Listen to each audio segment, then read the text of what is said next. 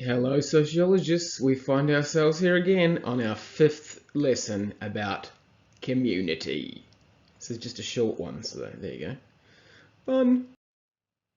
So, some learning goals. First up, you're going to know what social connectedness is and what its benefits are. And you're going to know what Bloom's taxonomy is and be able to apply it. I remember last time I was talking about the fact that the more higher order difficult questions in the exam are going to use words like analyze and evaluate. These are higher order thinking skills. Bloom's taxonomy is a hierarchy of thinking skills, I guess you could say, that is very common in teaching. You're probably, a lot of your teachers will be using this, but I think it's quite important for you guys to know about it if you're going to do well in the subject. Notes time. Okay, let's define social connectedness. It is the relationships that people have that give well-being, support, happiness, a sense of belonging to a group, and a sense of purpose and meaning. Yeah. So, classic example, parents. When parents are surveyed about their happiness from day to day, turns out that people with children are less happy than those without children. But if you then ask them about their overall life satisfaction, they say that they are more satisfied with their lives. So it's not all just about happiness, it's also about purpose and meaning. Let's look at some diagrams. So here's a fun one. The social intensity continuum. So on the left, you're more solitary, on the right you're more social, and then on the vertical axis you've got involvement continuum. So lower down it's low involvement, high up it's high involvement. Yep. So there are 6 different words to define. Yeah, so you're most alone and where you have the least involvement is social disconnectedness, and the most social, where you have high involvement, is social co-living, which I guess would mean you live with other people. Random diagram. Okay, another little thing here. So, loneliness is a feeling and perception of social connections, yeah? Loneliness is a perception. It's really important to keep in mind that we're talking about subjective things here, how people feel about them, yeah? 2 different people could be in the exact same situation, and one might feel lonely and another one might feel connected. Yeah, just like in the lockdown that we've just gone through, 2 people living in the exact same household, one might feel lonely, another one might feel socially connected. It's quite subjective. It's your own feelings about things. They are influenced by external factors, but your own mental interpretation of your situation is really crucial here. Social connectedness, so you're more socially connected if you've got a big social network, if you've got lots of friends, if you've got a lot of family members in your network. Everyone's got a lot of family members, but how many of them do they actually stay in contact with? Typical English-speaking Western countries have quite small families. I mean, they have more of the nuclear family model where it's the children and the parents, whereas a lot of other cultures are more about the extended family, and you might see in other cultures more likely to actually have those other extended family members living in your house. And what is social participation? It's volunteering, it's group activities, and faith groups. Interesting side note, the number one thing that has been proven by research time and time again to improve your subjective well-being is to volunteer. So I highly recommend that you volunteer, yeah? Humans are a very pro-social animal. We like doing things for others. And when we do things for others, we feel happy for it. So even if you're doing it just to improve your own personal happiness, volunteering is a great way to go. Right, the benefits of social connectedness. Get excited because this is the last slide of notes. So it's as good for your health as exercising or quitting smoking. Being socially connected. It's really good for your health. You live longer, you have a healthier life. So there you go. It improves your physical and your mental health. And it's what sociologists and psychologists call a psychological resource. Yeah. So if you've got stress, you can use it to protect yourself against that stress. If you've got a high level of social connectedness and something bad happens, you can draw from this psychological resource, and it will help you through the tough times. Here's a diagram showing 5 benefits of looking after your social well-being. So, feel a sense of connection to others, increases your sense of worth and belonging. It affects your relationships. It affects how you respond to negative life events and your overall well-being, linked to physical and mental well-being, blah, blah, blah. Yep, I think we know most of that. Greater life satisfaction. Yay. Okay, here's the activity today. On the right here is what's called Bloom's taxonomy. Heaps of the education that you've already gone through will have used this model. Yeah, a taxonomy is basically just a way of naming things. So this is a way of naming different mental processes, different skills. Yeah, the idea, and I'm oversimplifying a wee bit here, but the idea is that the things lower down on that taxonomy are easier, and the things that are higher up are more difficult. Also, to be able to do the things higher up, you need to be able to do the things below. So to be able to understand, you need to be able to remember. To be able to analyze, you need to be able to apply and understand and remember. Okay, so here's the activity. Yeah, mention that. These words, remember, understand, apply, analyze, and evaluate, in particular, apply, analyze, and evaluate, are the exact task words that will be used in the exam, or some of them anyway. Yep, mentioned. Yeah, so to be totally awesome, you need to get up to these levels here. So I don't think there's no create questions in a year 12 exam. By create, we're thinking about, creating a new sociological theory or whatever, and that's kind of what people would be doing after they've graduated from getting a PhD in sociology. Whatever. Anyway, so we wanted to get you to the analyze and evaluate point. So here's your task. And we're just starting out on our journey of understanding these higher order thinking skills and what they mean.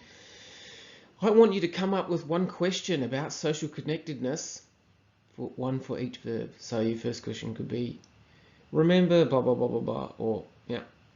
So ask one question. So this task is essentially asking 6 questions. You don't have to answer them. I want you to see if you can come up with 6 interesting questions, one that uses each of those words.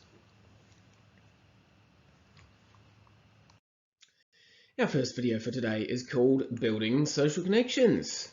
Take it away. Think of the last time you spent with your family or friends or people you care about. How did this make you feel? Being connected with people in your life helps you feel like you belong. It even helps reduce stress, boost your immune system, lowers blood pressure, and can lengthen your life. In fact, people with strong social support are usually happier, have better mental health, and feel a stronger sense of belonging in their community. Unfortunately, people who feel alone or isolated often have poor health. In fact, new research shows that not having social relationships can shorten our lives as much as smoking over 100 cigarettes per week. But the good news is that we can all do things to change this and to help ourselves and others feel more connected. Let's look at an example. This is Sammy. He just moved to a new city and does not have any family there. Because his new job takes up a lot of his time, he hasn't made any close friends yet. He comes home from work most days and spends time by himself watching TV or on his computer. He misses having his family around and is starting to feel a little more sad and tired each day. So what can Sammy do to get better connected with others? Sammy can start by getting out and exploring his new neighborhood. Maybe he can check out his community center to see what activities they have there. He can have lunch or go for a walk with his new coworkers. Sammy loves cycling but doesn't know the area. He could visit a bike shop to see if there are neighborhood bike groups or look online for a bike group to join. Volunteering is another great way to get connected in your community. He could check out Volunteer Canada, the local newspaper, or local agencies to see where volunteer help is needed. Like most of us, there may be a time when Sammy needs a little more help. When moving to a new city, recovering from an illness, or going through a life change, calling someone you trust or talking to a mental health professional can really help. If available, Sammy could get support from his Employee Assistance Program or call 211 to find out about programs and resources for support. The reality is that we all need people in our life during good times and during tough times. Make sure to reach out when you need help. Be open to accept help when it's offered and help others in return. So now, try to think about something you can do to make your connection stronger. Are there people in your life or groups that you could reach out to? How about others in your community who would benefit from more connections? Could you offer to make a meal for a new parent or caregiver, or maybe a neighbor who's having a tough time? Write all of your ideas down and pick one thing you can do this week to get more connected or help others get more connected. Even small things, like holding the door for someone, taking out the garbage for your neighbor, bringing food to someone in need. These can all lead to big changes that can improve your connections, your physical health, and your mental health. For more info and resources on building social connections, check out havethattalk.ca. Brought to you by Ottawa Public Health with support from Bell Let's Talk. And our second video is called The Importance of Social Connectedness. Do it.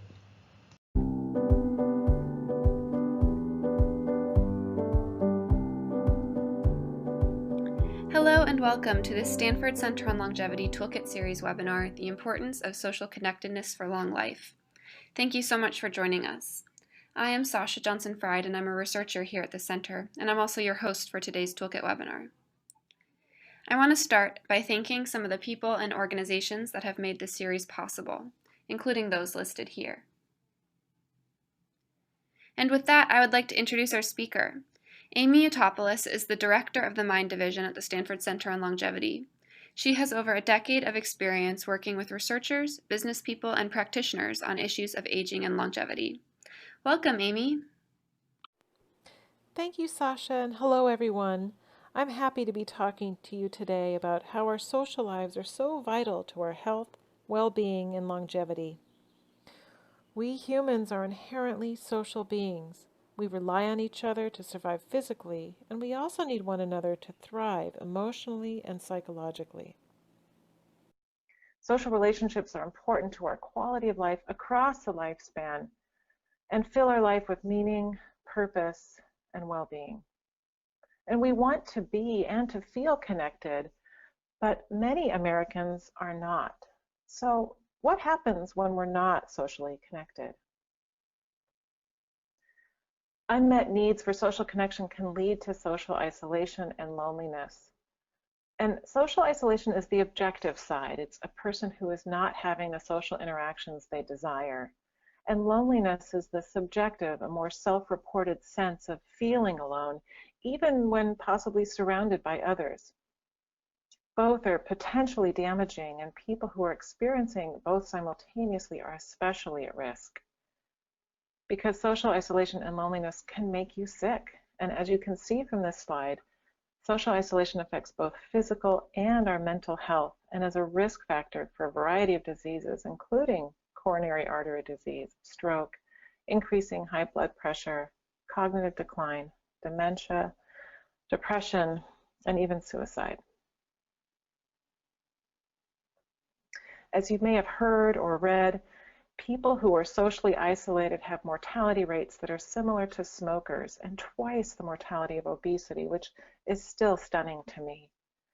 And like obesity, it's stigmatized, and people feel shameful to admit to being isolated or feeling lonely.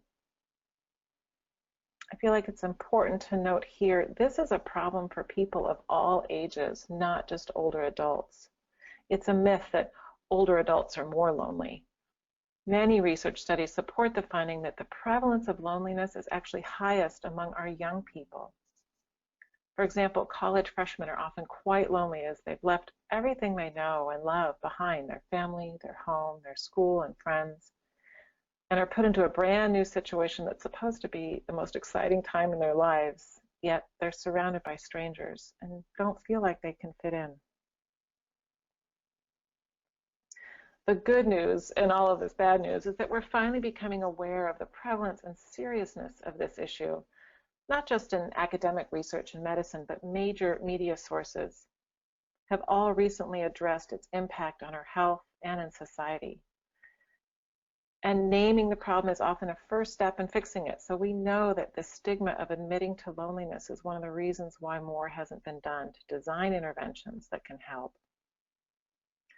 And now that we're beginning to understand this important link between our social connections and our health and longevity, we can talk about what can be done to increase our social connection and engagement. So what is social engagement? It's often defined as the number of social relationships we have and the frequency of interactions we have with them, so that's quantity, as well as, and I think more importantly, the quality of those relationships. We need several people on whom we can depend and who can depend on us in return. And what does being socially engaged do for us? It improves your health. It's correlated with higher employment rates and higher incomes, and it's tied to having purpose and meaning in life. Often our connections to other people is what gets us up in the morning. Someone's depending on us to do something or to be somewhere. And many physicians and other people in the area think of social engagement as the backbone to both our physical and emotional and cognitive health. In a recent Stanford study, participants were asked about the times in their lives of particularly high or low levels of well-being and what was the most important factor or contributor to their levels of well-being. The 10 domains of well-being most frequently mentioned are pictured here, with social connectedness being by far the largest. This means that the study participants reported that their social connections had the most to do with their own well-being, and of course influence the other domains of lifestyle behaviors and physical, emotional, and mental health. The takeaway here was that whether your health or finances were doing great or not, if you felt socially connected, you still had an overall sense of well-being and contentment with your life. As I mentioned earlier, social engagement is both the number of ties, the quantity, and the depth and importance of the relationships, the quality. And yet in the US and in many other developed countries, our social networks are getting smaller. The book Bowling Alone, as well as other research, reports more people are living alone, fewer people are living in the same neighborhood as their family, and the number of close friends people report having has gone down from 3 to 2 to 1, and now 0 is the most common response when people are asked how many confidants they have. 25% of Americans say they have no one to confide in. Another factor that's changing our social lives is technology. We now experience one another electronically and are reporting fewer face-to-face interactions, and we're just beginning to look into the effect of technology on how we feel about our social lives. Interestingly, the prevalence of loneliness seems to decrease with age. And why is that? One theory is Laura Carstenson's socio-emotional selectivity theory, which posits that as people grow older and experience changes in their cognitive capacities, they become increasingly selective with their relationships and invest more resources into emotionally meaningful goals and activities. And while our social networks may naturally shrink over time, so less quantity, they are of higher quality. The other part of her theory explains why our emotional well-being increases with age. We worry and stress less and are less prone to anger or depression, and overall we focus more on the positive aspects of our lives, which of course leads us to be more selective of who we spend time with and focusing more on the positive aspects of our relationships as well.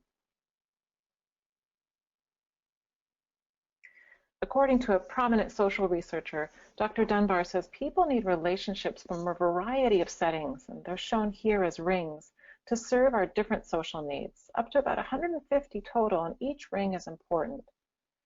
He says we need 3 to 5 close friends or significant others for optimal well-being, which is shown here in that inner circle.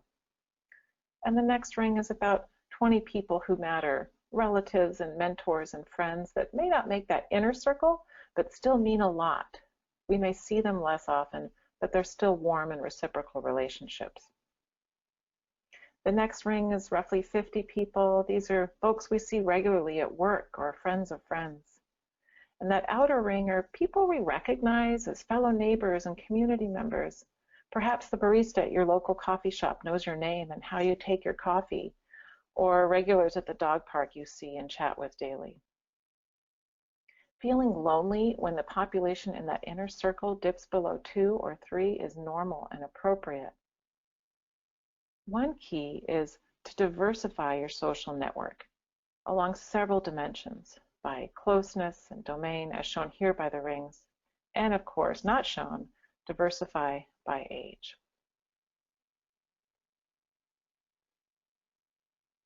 Here at the Stanford Center on Longevity with our Sightlines project, we focused on 9 actionable variables that increase social engagement.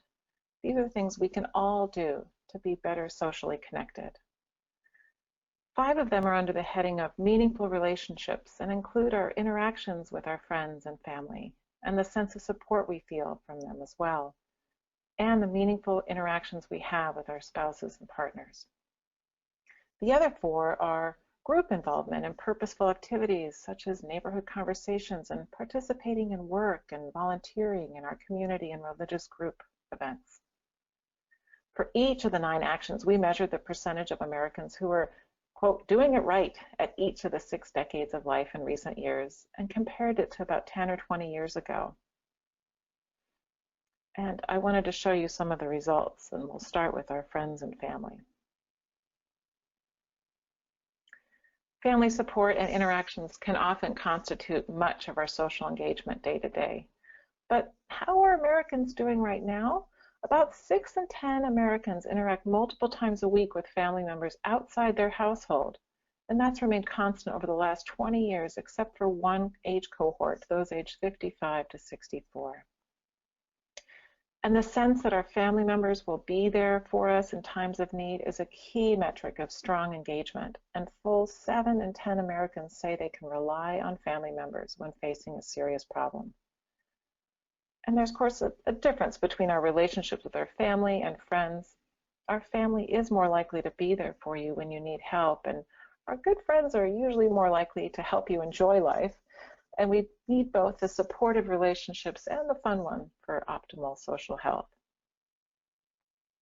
And then there's the family we choose, our spouses and partners.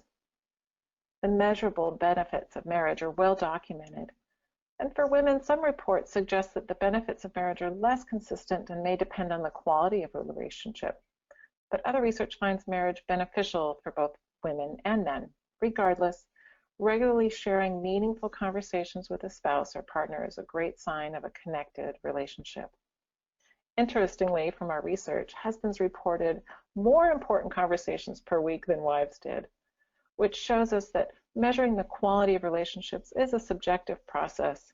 And who's to say that what's for dinner isn't an important conversation?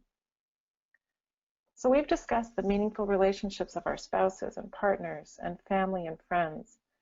And another way to maximize the benefits of social engagement is participating in group involvement, the purposeful activities that build a sense of community. Like conversing with neighbors. Relationships with our neighbors are considered an important indicator of social integration and a meaningful part of traditional community engagement. Today, only 1 in 3 Americans interact with neighbors weekly. And according to our Sightlines results, it was not always quite so low. Neighborly contact generally decreased for all Americans across multiple subgroups in that 17-year span since 1995. This outer ring is so important for maintaining a sense of belonging in the community. Knowing just even a little about your neighbors and neighborhood, being greeted by name when you take out the trash or walk the dog, can create a sense of community. And some social technology organizations like Nextdoor are trying to bring neighbors back together, online initially and then often in real life. And now that I brought up social technology, I want to mention that the surveys we accessed didn't include social tech beyond email. We're only beginning to understand how social tech and media and the internet can be both a boon and a problem. A study a couple of years ago found that while frequent Facebook users reduced life satisfaction, using technology to meet new people can be helpful, especially to those who find traditional ways of connecting difficult. We believe social tech can be beneficial when it enables us to communicate with loved ones, but not when it takes us away or creates more isolation. We at the Stanford Center on Longevity are very interested in how social tech affects our connections and how we feel about our online relationships, and would like to explore this more. So as a start, we have a poll. In the past week, how many people did you communicate with in a meaningful way over text message? And you can select 0, 1 to 3, 4 to 6, 7 to 9, or over 10. And I'll leave your definition of meaningful up to you. So go ahead and enter those answers now. I think it'll be really interesting to see. I know in my life, when I tried to answer this question, it was hard to think about all the friends and family and people at work that I might have texted important information for. Oh, wow. And here's the result. So no one over 10, about 10% did 0, but the majority are in that kind of 1 to 9, and the most reporting 1 to 3, which seems about right. I think if you think about meaningful conversations over text, I would think it would be in that inner circle. That's great. When we talk about group involvement and purposeful activity, of course, volunteerism comes to mind. Volunteering can be a powerful way to engage with others and heighten one's sense of purpose, and it's very valuable to our well-being. And there's also research to show it can have a physical, mental, and cognitive benefits. According to Sightline's research, on average, unfortunately, only about 26 of Americans volunteer, and that percentage is similar to that of nearly 2 decades ago. So sadly, volunteering is not yet a social norm in our culture.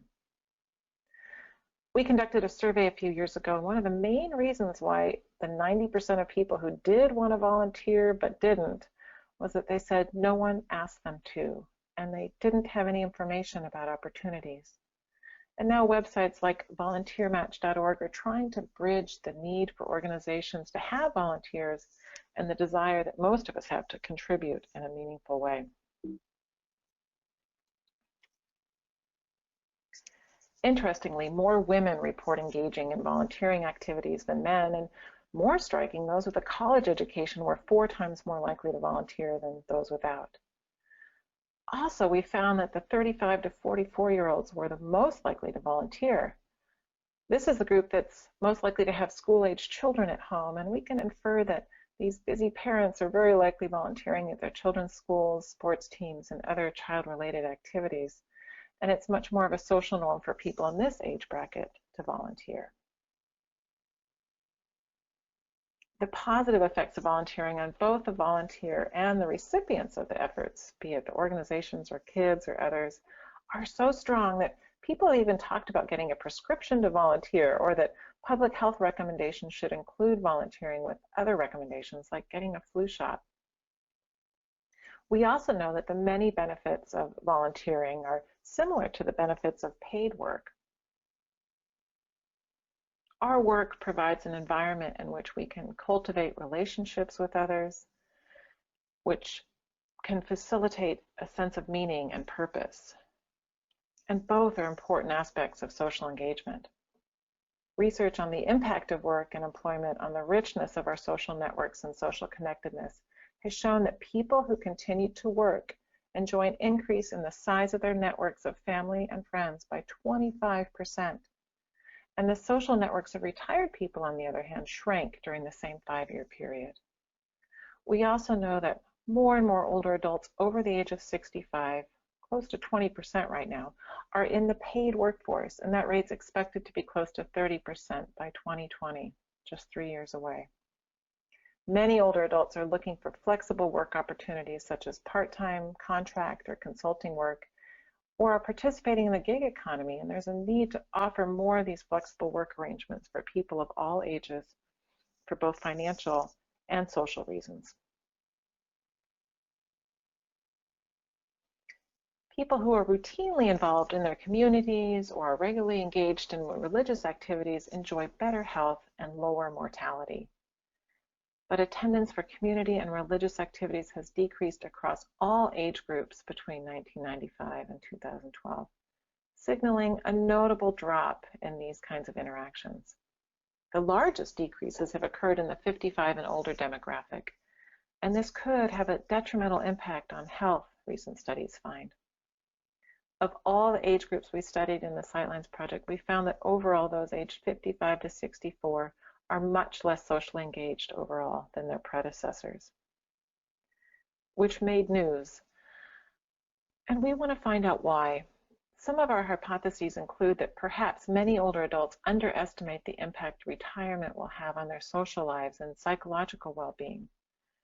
Retirement can represent a double loss, not just in our social interaction, but in a person's identity, which is so often tightly linked to our past profession. For example, in one survey, employees say what they will miss most about retirement is the paycheck, but what retirees say they miss most are the people at work. Other theories include that these boomers are empty nesters, or they're spending their time caregiving for ill relatives, and we studied family caregivers and found that indeed the social relationships of caregivers do suffer, not by disease like we thought, so not dementia versus other diseases, but rather the severity of illness and the impact on their ability to make social choices. They have plenty of interactions, but they don't feel the mutual support from others. These results suggest that while most older people have higher emotional well-being than younger people, that changes when they have a relative with a severe illness. Older adults with a severely ill relative report their social lives suffer more than those with a mildly ill relative, and that impacts their well-being. People who have a severely ill loved one in their lives may be particularly vulnerable to being unable to maintain their social lives in ways they desire. And these findings have the potential to guide more targeted and effective interventions to ensure that caregivers can live healthy and happy lives. We're also interested in the ways to increase the engagement of boomers and others. And one way we've explored is fostering intergenerational relationships. We know that older adults have much to offer and are an invaluable resource for encouraging and mentoring younger generations. It has been said that these older adults are the only natural resource that's actually growing. And these relationships are mutually beneficial for both youngers and olders. The issue is our society is so age segregated, we've created these artificial environments that make it difficult for all of us to have relationships with people much older or younger than ourselves. Encore.org's new initiative, Generation to Generation, is helping bring together these groups in creative and positive ways. But as you think about your relationships, how age diverse are they? We have a poll for you. How many friendships, and we're talking about non-family, non-relatives, do you have with people at least 20 years younger or older than you? We have 0, 1 to 3, 4 to 6, 7 to 9, and 10 plus. And think about the friendships you have in your neighborhood, at work, volunteering, friends you've made over the years. I'm really curious about this because I know I can only name one. Yeah, that makes sense. So about a quarter of us don't have any, and the rest are between 1 and 3 and 4 and 6. I think we'll talk about this more a little bit later, but I find that really interesting as we think about our longer lives and think about what social engagement means in your 80s and 90s.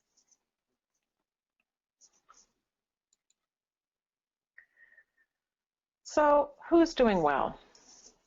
Not surprisingly, people with higher levels of education and greater income report more social engagement than those with lower levels of education and income. These higher educated, greater income individuals volunteer at higher rates, are more likely to be married, and are much more likely to report positive interactions with their spouses. But education and income don't seem to be paramount in every instance. For example, strong cultural ties to religious institutions can be a key source of social engagement regardless of socioeconomic factors. One age group that seems to be maintaining their strong social connections is that 35 to 44-year-old group, who are the most likely to live in a household with young school-aged children. And we think because of these school and extracurricular activities, children are a natural bridge to connecting and interacting with neighbors and friends and community. So one idea to explore is whether the design of our local communities could play a similar role to encourage frequent casual interactions that don't necessarily require driving or even the presence of children to create social opportunities. And where are we not doing so well? We have discussed that those aged 55 to 64, social engagement has declined. Their support from friends and family members seems to be on the decline, as is their participation in marriage and partnership and community activities. And as I mentioned previously, those in lower income brackets aren't doing as well. And as a country, we're less engaged with community activities. Supportive friendships is an area where I think we need a lot of work. Overall, 60% of Americans interact frequently with friends, yet they don't feel they can turn to them in need. Only about half report they can rely on such help from friends, which is a key source of social connections, especially for those without family. One area where we see this becoming a national problem is medical decision-making. It is estimated that 22% of hospitalized older adults are unbefriended, meaning they have no one, family or friends, to help make medical decisions. And that leaves the hospital staff making the best choices they can. Cultivating relationships that provide reliable support system is critical for our well-being, so we have some action steps to help. The good news is that building and maintaining social networks is a natural human instinct. Even in the midst of societal change, there's opportunities to strengthen our interpersonal connections.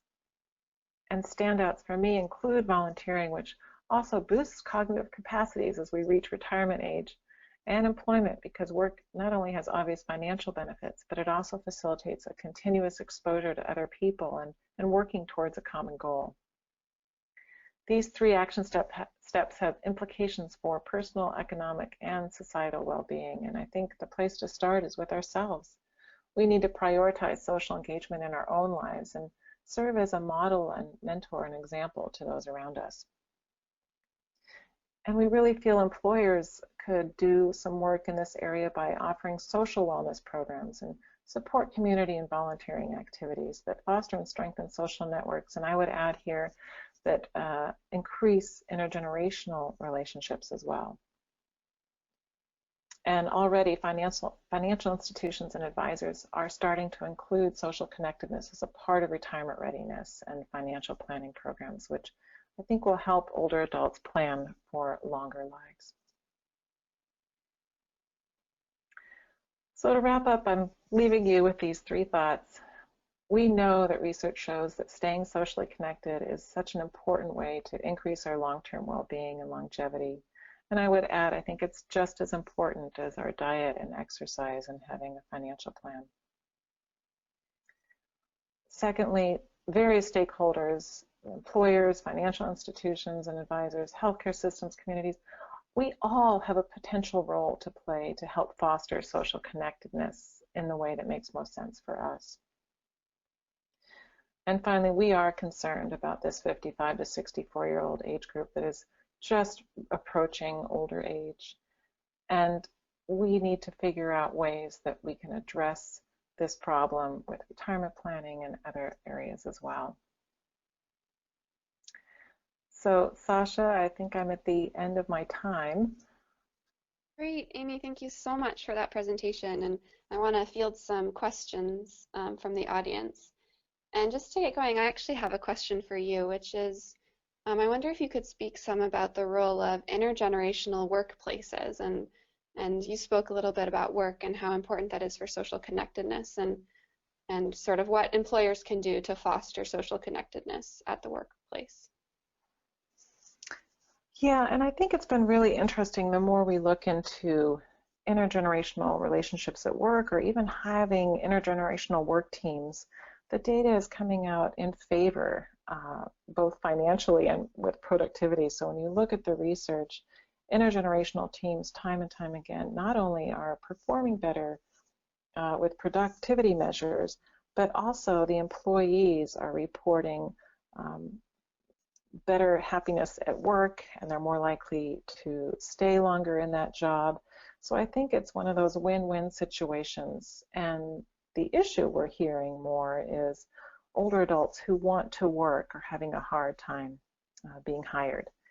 And so I think it needs to start with recognizing the skills and attributes and experiences that older workers can bring to these teams, and making a place for them, making sure that their expertise is used in ways that can help the entire team. Great, thank you, Amy. Here's a question from the audience. So what can young people do to set themselves up for success in their social connectedness when they do reach very old age?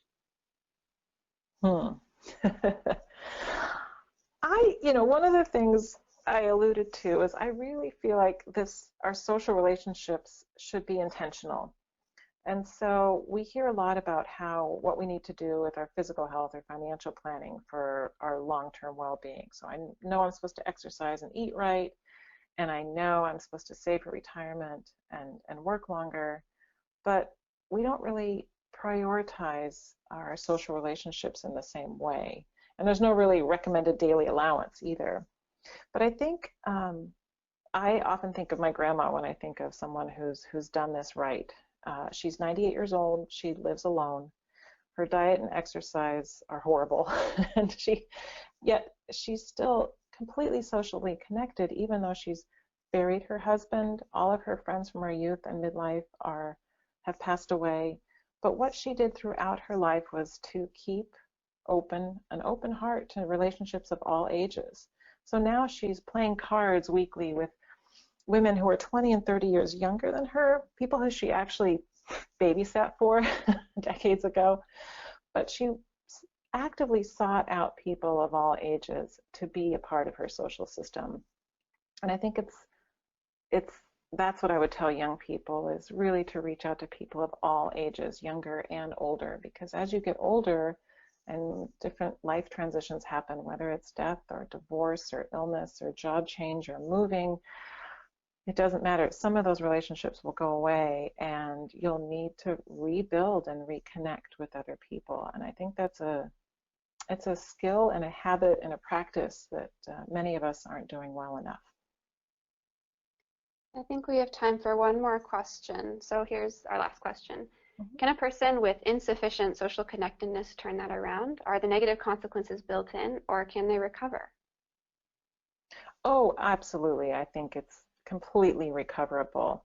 And I think it goes back to learning these skills. So anyone at any time can pick up the phone and start volunteering. Anyone can go over to their neighbor and introduce themselves. I think this is something that unfortunately ends up being one of those vicious circles where you start feeling disconnected, and you might start isolating yourself from others, and before you know it, you haven't reached out in so long that it hasn't become normal for you. And so if you're in a situation where you're feeling disconnected, it's essential to keep trying. And I think that's the hardest part, because sometimes we really need people to help us do this. And I think that's a big part of when we were talking earlier about how we as Americans don't seem to rely on our friends and don't feel like our friends can support us. I think there's something very American about wanting to do everything on our own, and being willing to ask for support and ask for help is a great way to build connection between people. And if we're able to do that and be vulnerable enough, frankly, to ask for help, I think we invite people in ways that can be very meaningful and provide that level of connection that we need. So absolutely, it's something that we can turn around.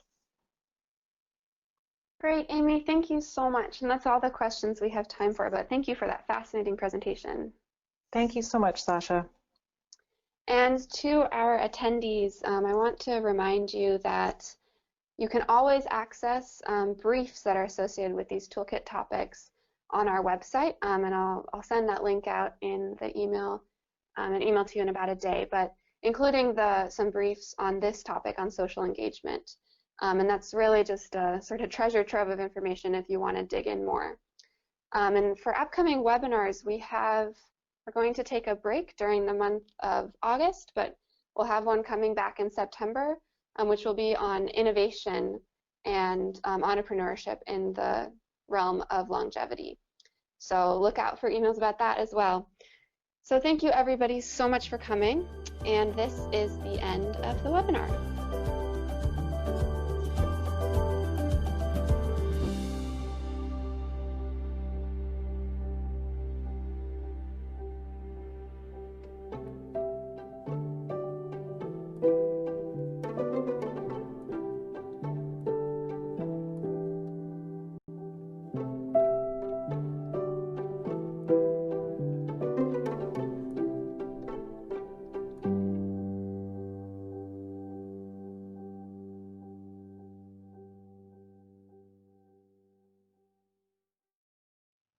And because we had so few notes to write down, I'm actually giving you 3 videos today, and this one is called The Importance of Social Wellbeing.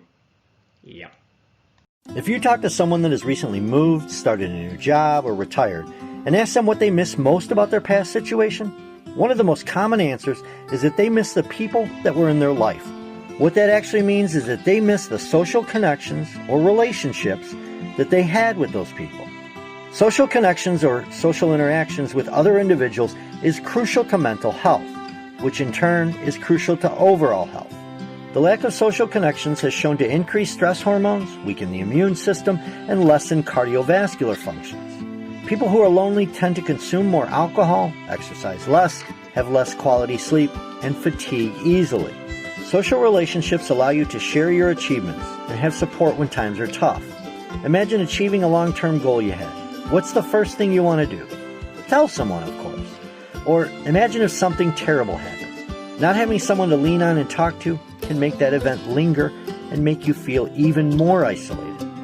Giving support in relationships can actually be more beneficial than receiving support. When someone shares something positive in their life with you, it's a compliment. They wanted you to be a part of their success, and they know that you have a sincere interest in their life. And when someone shares a tragedy in their life, you know they really trust you, and they're looking to you to help them through this difficult time. Now, some social relationships can be bad. A person that is constantly negative and has a poor outlook can bring you down and cause stress, making that relationship toxic. Someone that always talks about themselves and makes all of your interactions about them, well, that's not really a social connection. In that case, you're just an audience member in their one-person show on how wonderful their life is.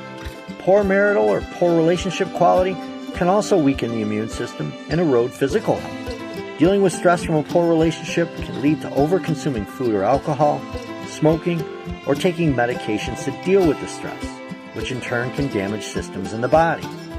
Connections through social media can be beneficial by allowing you to stay in touch with friends and family. However, social media connections are not a good alternative for face-to-face, in-person contact. And too much time spent on social media can lead to more isolation and a greater feeling of loneliness. It's a good practice to use social media in moderation. To be healthy, we need people in our lives. It doesn't need to be 5,000 Facebook friends, and we don't have to have everyone like us. Having strong social relationships with just a few people is fine. A few people that we can share life's good and bad moments with, a few people that we can connect with on a regular basis with no stress and no judgments. A few people who accept us for who we are. Surround yourself with good people, folks. Good people. Very simple reflection activity today. Pretend that today's lesson was an event. What would the newspaper headline for it be? It's just one short phrase there. Fun times, homework times. Read those pages and answer these questions in your exercise book. Why are people dependent on each other? Why are one-off events like community festivals by themselves not enough to promote social connectedness? And 3, what do you think is the glue that holds a community together? Thanks a million for engaging in today's lesson. Make sure that you keep it real.